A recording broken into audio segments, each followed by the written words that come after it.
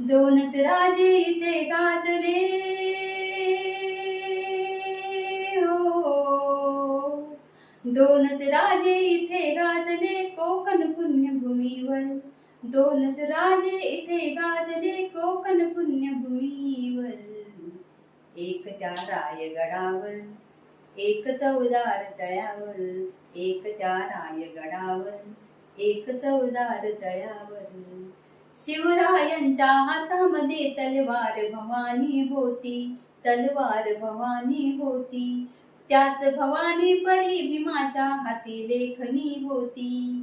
हाती लेखनी होती. निनादली दोघांच्या नावे हो. निनादली दोघांच्या नावे कोकणातले डोंगर.